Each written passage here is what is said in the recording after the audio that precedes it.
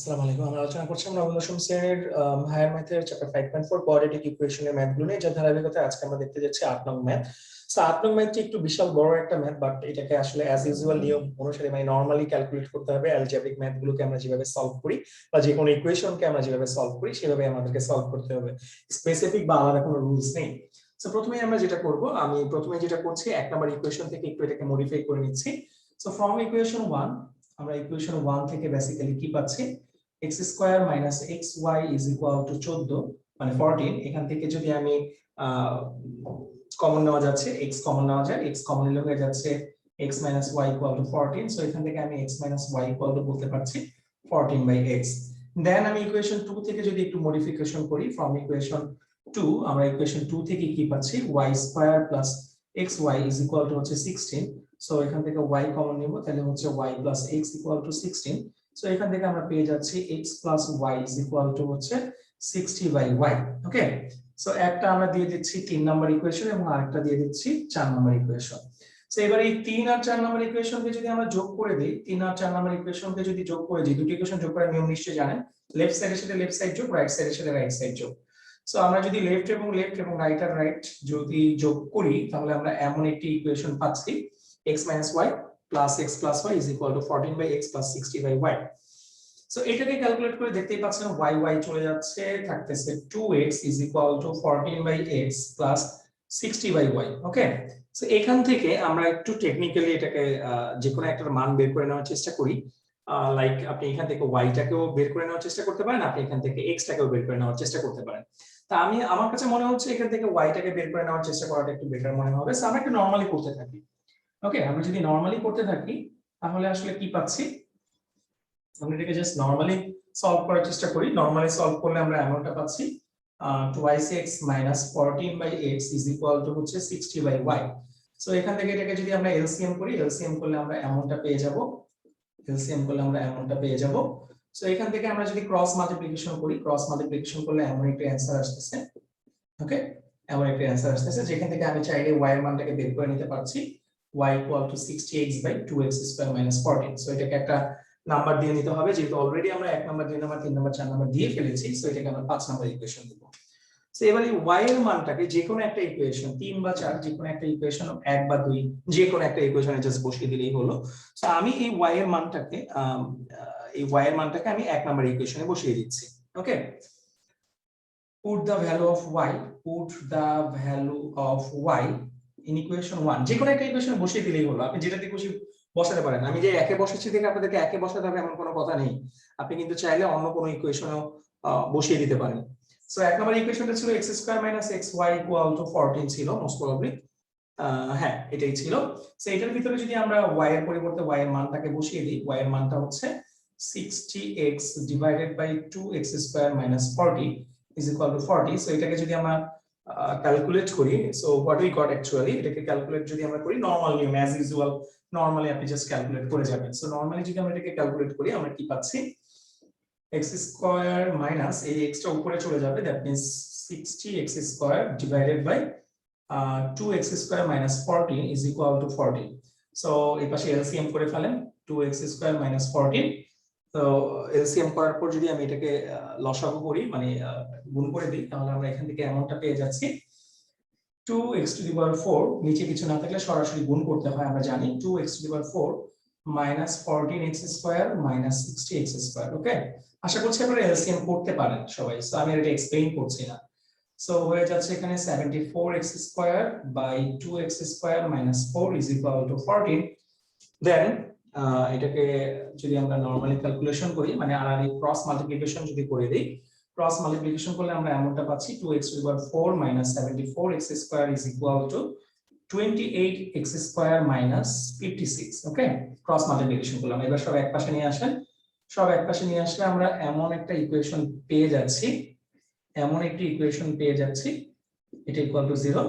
So এখান থেকে আমরা পাচ্ছি 2x to the power 4 minus 102x square plus 56 equal to 0। অর্থাৎ একটা ইকুয়েশন পাচ্ছি আমরা 2x to the power 4 minus 102x two the power x square plus 56 is equal two 0। Okay, so এবার এটাকে যদি আমরা একটু সমাধান করার চেষ্টা করি, সো কি পাচ্ছি আমরা যদি একটু লক্ষ্য করি,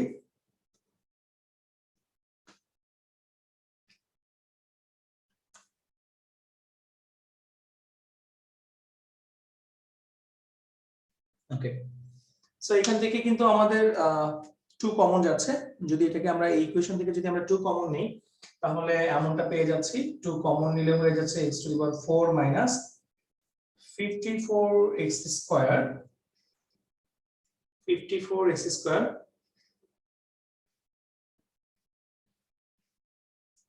ওকে। এখানে একটু মিস্টেক হয়েছে, আমাদের মিস্টেকটা হয়েছে এখানে 2x স্কয়ার মাইনাস 14 ছিল, সো এই জায়গাটা একটু মিস্টেক করেছে, আমরা 14 হবে। সো ক্রস মাল্টিপ্লিকেশন করলে এইটা একটু চেঞ্জ হয়ে যায়, ওকে। 2x square 28x square minus 14 যদি আমরা গুণ করি 196 হয়, 196 হয়, ওকে। সো এখানে 196 হবে, ওকে। আমরা একটু কারেকশন করে নিব। এখানে 2x স্কয়ার মাইনাস 14 ছিল, 2x স্কয়ার মাইনাস 14 ছিল, আমি যেটা 4 লিখে ফেলেছিলাম বাই মিস্টেক। সো এই ম্যাথগুলি না এরকম একটু কনফিউজিং ম্যাথ। সো একটু যদি একটা জিনিস আপনি চোখে আড়াল করেন বা একটু অমনোযোগী হন, তাহলে কিন্তু আপনার ম্যাথটা সম্পূর্ণ ভুল হয়ে যাবে। সো একটু মনোযোগ সহকারে করার চেষ্টা করতে হবে। যখন ক্রস মাল্টিপ্লিকেশন করব, 14 দিয়ে 2 কে গুণ করলে 28 হয়, 14 দিয়ে 14 কে গুণ করলে 196 হয়। সবকিছু একপাশে নিয়ে আসলাম, একপাশে নিয়ে আসার পর এটা হয়ে যাচ্ছে কত 196। যেখান থেকে আমি 2 কমন নিলে আমি এমনটা পাচ্ছি x two the power 4 54x square plus 2 common নিলে হয়ে যাচ্ছে 98 ইকুয়াল টু 0। দেন এটাকে মিডল টার্ম করতে হবে, 2টা গায়েব হয়ে যাবে, 2টা গায়েব হয়ে গেলে হয়ে যাচ্ছে কি পাচ্ছি আমি x two the power 4 54x square plus 98 equal to 0। 2টা কোথায় গায়েব হয়ে যাবে? এই 2টা যদি 0 এর সাথে যায় ডিভাইড হয়ে যাবে, আর 0 কে যে কোনো সংখ্যা দিয়ে ডিভাইড করলে কিন্তু 0ই হয়। সো এবার হচ্ছে এটাকে আপনার মিডল টার্ম করতে হবে, 98 থেকে 54, 98 থেকে 54, সরি 54 না, এটা 51 হবে, ওকে। এটা 51 হবে, এটা 54 হবে না, এটা 51 হবে। সো 98 থেকে 51 খুবই ইজি। 49 এবং 2, 49 আর 2 ইনটু করলে হচ্ছে 98, আর 49 আর 2 অ্যাডিশন করলে হচ্ছে 51, ওকে। মিডল টার্মের ভাঙানোটা আমি নিচে লিখে দিয়েছি। 49 এবং 2 কে ইনটু করলে হচ্ছে 98, 49 আর 2 কে প্লাস করলে হচ্ছে 51। যদি মুখোমুখি ক্যালকুলেট করা না যায়, দেন আপনাকে এলসিএম করার মাধ্যমে বের করে নিতে হবে, বাট এটা আমরা মুখোমুখি করে ফেলতে পারলাম। সো 51 কে ভেঙে আমি লিখবো -49x স্কয়ার এবং লিখবো -2x স্কয়ার প্লাস 98 যা আছে তাই ইকুয়াল টু 0 যা আছে তাই। সো নরমালি কমন নেন, x স্কয়ার কমন যায়, হয়ে যাচ্ছে x স্কয়ার - 49 একটা, আর এখান থেকে 2 কমন যায়, হয়ে যাচ্ছে x স্কয়ার - 49 একটা ইকুয়াল টু 0। সো এখান থেকে আমরা পাচ্ছি x স্কয়ার - 49 একবার এবং একবার পাচ্ছি x স্কয়ার - 2 ইকুয়াল টু 0, ওকে।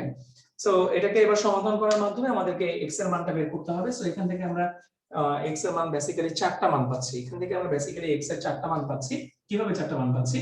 একবার পাচ্ছি x স্কয়ার ইকুয়াল টু 49, যেখান থেকে আমি বলতে পারি x equal to plus minus 7, এবং আরেকবার পাচ্ছি x স্কয়ার ইকুয়াল টু 2, যেখান থেকে আমরা বলতে পারি x equal to plus minus √2, ওকে।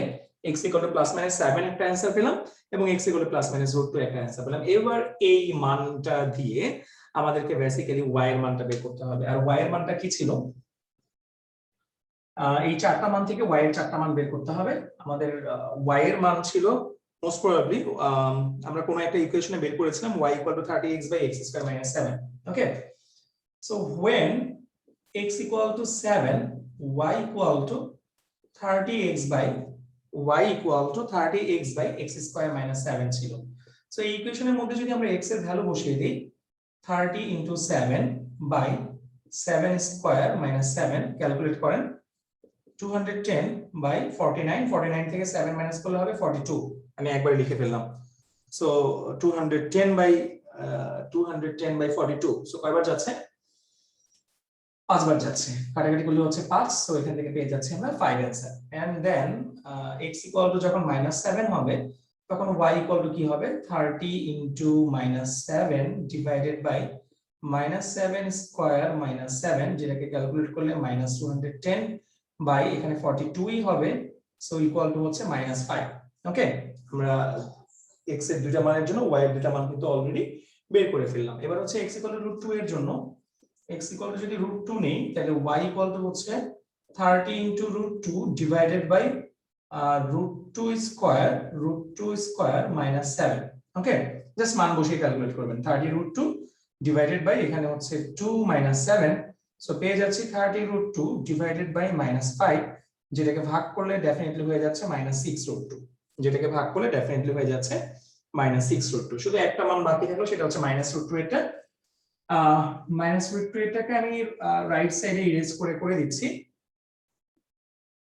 অর্থাৎ x ইকুয়াল টু যদি আমার -√2 হয় তাহলে y ইকুয়াল টু কি হবে, y ইকুয়াল টু হচ্ছে 30 ইনটু -√2 ডিভাইডেড বাই নিচে -√2 এর উপরে হোল স্কয়ার হবে -7 হবে। সো উপরে পেয়ে যাচ্ছি আমরা -30√2 এবং নিচে পেয়ে যাচ্ছি আমরা 2 - 7। ওকে, সো উপরে পেয়ে যাচ্ছি -30√2 এবং নিচে পেয়ে যাচ্ছি -5, কাটাকাটি করলে হয়ে যাচ্ছে মাইনাস মাইনাস চলে যাবে, থেকে যাচ্ছে 6√2।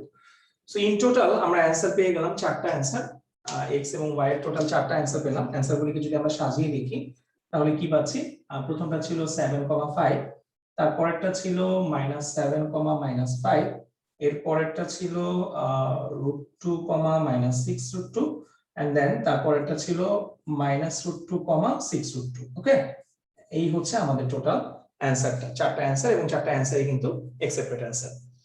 সো আশা করছি আপনারা এই ম্যাথটাও বুঝতে পেরেছেন পারফেক্টলি। যদি পারফেক্টলি বুঝতে পেরে থাকেন ডেফিনেটলি বাকি প্রতিটা ম্যাথ আপনারা নিজেরাই সলভ করে নিতে পারবেন। সবাইকে অসংখ্য ধন্যবাদ জানিয়ে আমরা এই ক্লাসটিকে এখানে শেষ করছি। আসসালামু আলাইকুম।